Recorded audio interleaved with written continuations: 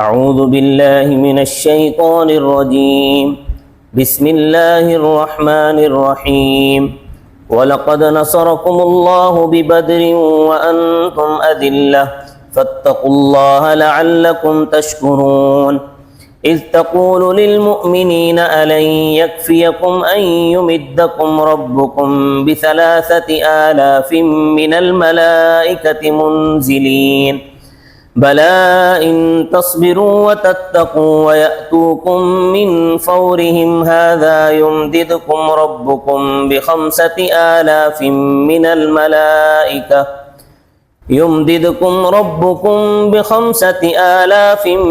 الْمَلَائِكَةِ مُسَوِّمِينَ وَمَا جَعَلَهُ اللَّهُ إِلَّا بُشْرَىٰ لَكُمْ وَلِتَطْمَئِنَّ قُلُوبُكُم بِهِ وَمَا النَّصْرُ إِلَّا مِنْ عِندِ اللَّهِ الْعَزِيزِ الْحَكِيمِ لِيَقْطَعَ طَرَفًا مِّنَ الَّذِينَ كَفَرُوا أَوْ يَكْبِتَهُمْ فَيَنقَلِبُوا خَائِبِينَ صدق اللہ العظیم۔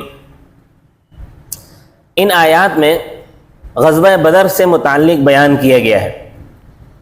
بدر ایک آدمی کا نام تھا، بدر بن قیس ابن صباح۔ اس نے ایک کنواں کھودا تھا، تو اس کے کنواں کھودنے کی وجہ سے اس کنویں کا نام ہی بدر پڑ گیا۔ اب کیوں اس کنویں کی وجہ سے وہ سارا علاقہ چونکہ اس کنویں سے ہی فائدہ حاصل کرتا تھا، تو اس پورے علاقے کا نام ہی بدر پڑ گیا۔ یہ بدر مدینہ طیبہ سے 80 میل دور ہے، اور یہ غزوہ بدر کا معرکہ ہجرت کے دوسرے سال 17 رمضان المبارک جمعے کے دن پیش آیا تھا۔ حضرت صلی اللہ علیہ وسلم کے ساتھ 312 آدمی تھے، اور 13ویں آدمی خود آپ صلی اللہ علیہ وسلم تھے، یعنی یہ 313 آدمیوں کا لشکر تھا۔ اس لشکر کے پاس جو اسلحہ تھا اور جو سامان تھا وہ یہ تھا کہ 8 تلواریں تھیں، 6 زرہیں تھیں، 2 گھوڑے تھے اور 70 اونٹ تھے۔ اور ان میں اکثریت، ان تمام لوگوں میں اکثریت ان لوگوں کی تھی کہ جن کے پاؤں میں جوتے تک نہیں تھے۔ وہ علاقہ سخت اور پتھریلا تھا۔ یہ سڑکیں تو وہاں اب بنی ہیں، اس وقت سڑکیں کہاں تھیں؟ اس سخت اور پتھریلے علاقے میں ننگے پاؤں چلتے تھے، اور سواریوں کی یہ حالت تھی کہ حضرت صلی اللہ علیہ وسلم، حضرت علی رضی اللہ تعالیٰ عنہ اور حضرت اسید بن حضیر رضی اللہ تعالیٰ عنہ، ان تینوں کے حصے میں ایک اونٹنی آئی تھی۔ باری باری اس پہ سوار ہوتے تھے، کچھ دیر پیدل چلتے تھے۔ جب آپ صلی اللہ علیہ وسلم کی باری آتی پیدل چلنے کی، تو یہ دونوں حضرات آپ صلی اللہ علیہ وسلم سے کہتے کہ یا رسول اللہ، آپ سواری پر سوار ہو جائیں، ہم پیدل چل لیں گے۔ تو حضرت صلی اللہ علیہ وسلم فرماتے کہ اللہ نے مجھے بھی طاقت عطا فرمائی ہے، میں بھی پیدل چلوں اور اللہ تعالیٰ کے راستے میں اپنے پاؤں پر دھول ڈالوں، لہٰذا میں اپنی باری پر چلوں گا اور اپنی باری پر ہی سوار ہوں گا۔ ایسے ساتھی بھی تھے کہ جن کے سروں پر پگڑی بھی نہیں تھی، ایسے بھی تھے کہ جن کے پاس کھانے کے لیے کچھ نہیں تھا۔ جب بدر کے مقام پر پہنچے تو کنویں پر کافروں نے قبضہ کر لیا تھا۔ صاف میدان وہ مشرکوں نے حصے میں آ گیا تھا، مشرکوں نے صاف میدان پر پڑاؤ ڈال لیا تھا، اور جس مقام پر حضرت صلی اللہ علیہ وسلم اور آپ صلی اللہ علیہ وسلم کے ساتھی تھے وہاں ریت تھی اور پانی بھی نہیں تھا۔ 9ویں پارے میں سورۃ الانفال میں آتا ہے کہ شیطان نے بعض صحابہ کرام کے دل میں یہ وسوسہ ڈالا کہ واہ بھائی، تم اچھے حق پر ہو کہ تمہیں پانی بھی نہیں ملا، اور جہاں کھڑے ہو وہاں ریت ہی ریت ہے ساری۔ لیکن اللہ تبارک و تعالیٰ کی مدد اس وقت آئی کہ اللہ تبارک و تعالیٰ نے بارش برسا دی۔ تو بارش سے یہ فائدہ ہوا کہ یہ جو ریتلا حصہ صحابہ کرام کے حصے میں آیا تھا، ریتلا علاقہ، یہ ریت پانی کی وجہ سے سخت ہو گئی، اور اس ریت کی وجہ سے صحابہ کرام نے بارش کا پانی بھی جمع کیا، خود بھی پیا، اپنے جانوروں کو بھی پلایا۔ مقابلے میں 1000 کافر تھے۔ اب چونکہ ان کے حصے میں پختہ زمین آئی تھی، تو وہ پختہ زمین وہاں کیچڑ ہو گیا۔ اب وہ کیچڑ ایسا ہوا کہ ابو جہل جو ہے وہ ایک قدم رکھتا، پھسل کر 2 کلومیٹر آگے جا کے گرتا۔ اللہ پاک نے یہیں سے ان کو یہ بتا دیا کہ اے کافرو، تمہیں شکست ہوگی۔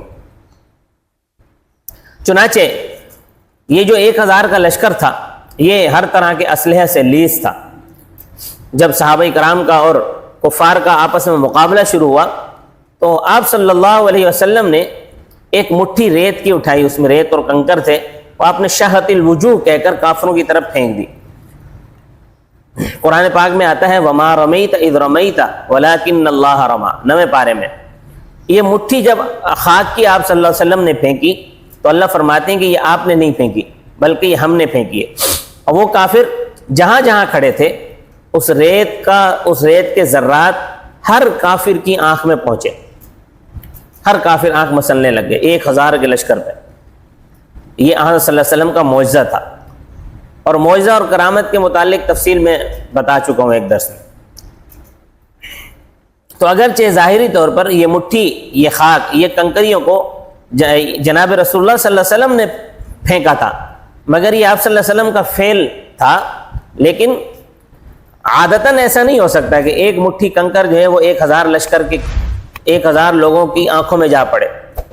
آگے پیچھے جو سب بنا کر کھڑے ہوئے، اب سامنے والے تو چلو سمجھ میں آتا ہے کہ کچھ لوگ متاثر ہو جائیں، لیکن آگے پیچھے جتنے بھی کھڑے تھے سب کی آنکھوں میں وہ پہنچی، اور پھر وہی مٹی، ایک مٹھی، وہ اس پورے لشکر کی ہزیمت کا سبب بن جائے۔ یہ اگرچہ حضرت صلی اللہ علیہ وسلم کا معجزہ تھا، مگر یہ فعل صرف اللہ تعالیٰ کا تھا۔ تو اللہ تعالیٰ کی قدرت سے کنکریوں کے ریزے ہر کافر کی آنکھ میں پہنچے، وہ سب آنکھیں ملنے لگے۔ ادھر مسلمانوں نے دھاوا بول دیا، چنانچہ اس جنگ میں 70 کافر مارے گئے، 70 گرفتار ہوئے، باقیوں کو بھاگنے کے لیے راستہ نہ ملا۔ تو اس غزوے میں 14 مسلمان شہید ہوئے، 8 انصار میں سے اور 6 مہاجرین میں سے۔ ان کی قبریں آج بھی بدر کے مقام پر ایک 4 دیواری میں موجود ہے۔ اللہ تعالیٰ فرماتے ہیں وَلَقَدْ نَصَرَكُمُ اللَّهُ بِبَدْرٍ، اور البتہ تحقیق مدد کی اللہ نے تمہاری بدر میں، وَأَنْتُمْ أَذِلَّةٌ، حالانکہ تم کمزور تھے۔ اذلہ یہ اصل میں جمع ہے ذلیل کی، اس کا معنی ہوتا ہے کمزور ہونا، یعنی تم تعداد کے لحاظ سے، ساز و سامان کے لحاظ سے، اسلحہ کے اعتبار سے تم بہت کمزور تھے، لیکن اللہ تعالیٰ نے تمہاری نصرت فرمائی۔ فاتقوا اللہ، بس اللہ تعالیٰ سے ڈرو، لعلکم تشکرون، تاکہ تم اللہ تعالیٰ کی نعمتوں کا شکر ادا کرو۔ اذ تقول للمؤمنین، اور جب کہا آپ صلی اللہ علیہ وسلم نے ایمان والوں کو، الن یکفیکم، کیا کافی نہیں ہے تمہیں، ان یمدکم ربکم، یہ کہ امداد کرے تمہارا رب، بثلاثۃ آلاف من الملائکۃ، 3000 فرشتوں سے منزلین اتارے ہوئے۔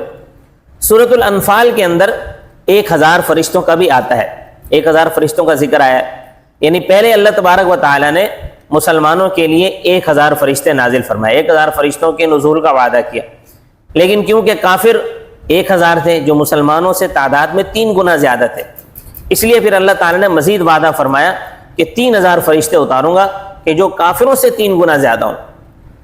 پھر عین جنگ کے دوران یہ خبر بھی آئی کہ قرز بن جابر فہری یہ کافر تھا، اس کا بہت سارے قبیلوں پر اثر و رسوخ تھا، تو عین جنگ کے دوران یہ خبر آئی کہ کافروں کی مدد کے لیے وہ اپنا لشکر لے کر آ رہا ہے، تو اللہ تبارک و تعالیٰ نے فرمایا کہ اگر وہ آئے گا تو میں 5000 فرشتوں کا اور لشکر بھیج دوں گا، مگر یہ مشروط تھا۔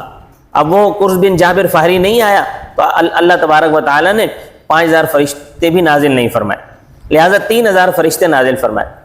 اب سوال یہ ہے کہ آیا فرشتوں نے مسلمانوں کے ساتھ مل کر کفار سے جنگ کی تھی یا نہیں کی تھی، لڑائی کی تھی یا نہیں کی تھی؟ تو اس میں اختلاف ہے، مگر صحیح بات یہ ہے کہ فرشتے لڑائی میں شریک ہوئے تھے۔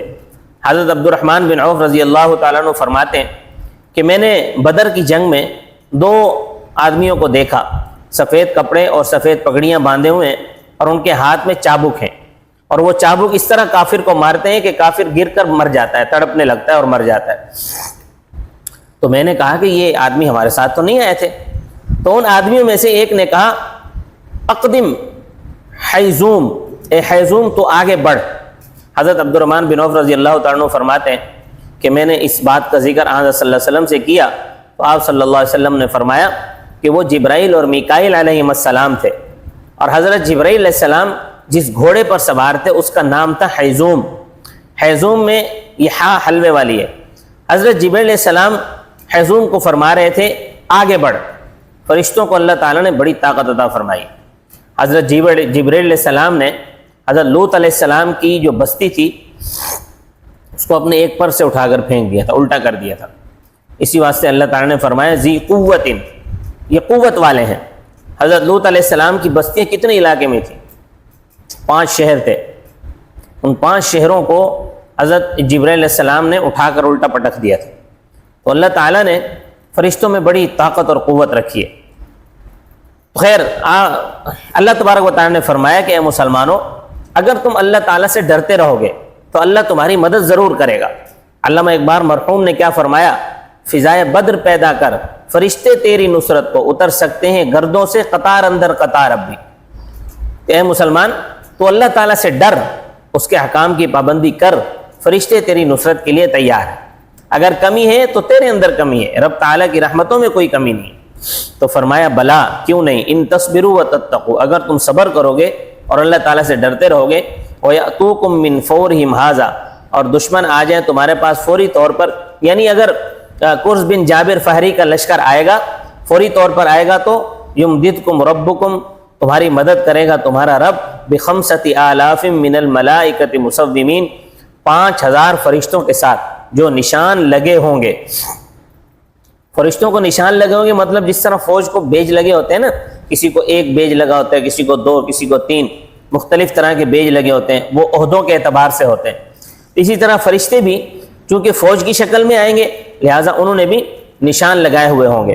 وما جعلہ اللہ، اور نہیں کہ اللہ تعالیٰ نے فرشتوں کے نزول کو الا بشرا لکم، مگر تمہارے لیے خوشخبری، ولتطمئن قلوبکم بھی، اور تاکہ تمہارے دل مطمئن ہو جائیں اس کے ذریعے، کہ دل مطمئن ہو جائیں کہ مسلمان چونکہ ظاہر ہے ان کے پاس ساز و سامان بھی نہیں تھا، لڑنے کے آلات بھی نہیں تھے، لیکن دل اس بات پہ مطمئن ہو جائیں کہ فرشتے ہمارے ساتھ ہیں۔ تو یاد رکھنا فرشتے کیا ہیں؟ اللہ تعالیٰ کی مخلوق ہیں۔ ومن نصر الا من عند اللہ العزیز الحکیم، اور نہیں ہے مدد مگر اللہ تعالیٰ کی طرف سے جو غالب ہے، حکمت والا ہے۔ لیقطع طرفا، تاکہ کاٹ دے وہ ایک حصہ، من الذین کفروا، ان لوگوں میں سے جو کافر ہیں، 70 ایسے کافر جو کفر کی جڑ تھے بدر کے موقع پر مارے گئے، او یکبتہم، یا ان کو ذلیل کر دے۔ 70 ان میں سے ان کے بڑے بڑے سردار گرفتار ہو گئے، باقیوں کو بھاگتے ہوئے راستہ نہ ملا، فینقلبوا خائبین، پس وہ لوٹے نامراد ہو کر۔ پھر یہ جو بھاگنے والے تھے یہ جب گھروں میں پہنچے تو شرم کے مارے کئی مہینے گھروں سے باہر نہیں نکلے۔ عورتیں ان کو تانے دیتی تھیں کہ تمہارا باپ مر گیا، تمہارا بھائی مر گیا، تو بھی مر جاتا جا کے۔ آپ کو تو پتہ ہے عورتیں تانے دینے میں بڑی ماہر ہیں، کیسے تانے دیتی ہیں۔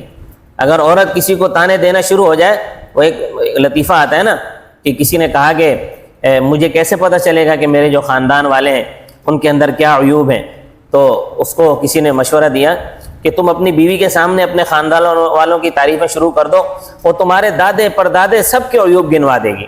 تو عورتیں تو ایسے تانے دیتی ہیں، تو عورتوں نے ان کو بڑے تانے دیے کہ تمہارا باپ مر گیا، تمہارا بھائی مر گیا، تو بھی مر جاتا، تو بھاگ کے نہ آتا۔ اب چونکہ بدر کے موقع پر تقوی پرہیزگاری صحابہ کرام میں اعلیٰ درجے کی تھی، تو اللہ تعالیٰ نے بے سر و سامانی کی حالت میں بھی مدد فرمائی۔ پھر آگے کئی رکوع تک احد کے واقعے کا تذکرہ ہے، انشاءاللہ بقیہ واقعات اگلے دروس میں اللہ تبارک و تعالیٰ مجھے اور آپ کو دین کی خدمت اخلاص کے ساتھ کرنے کی توفیق عطا فرمائے۔ وما علینا الا البلاغ المبین۔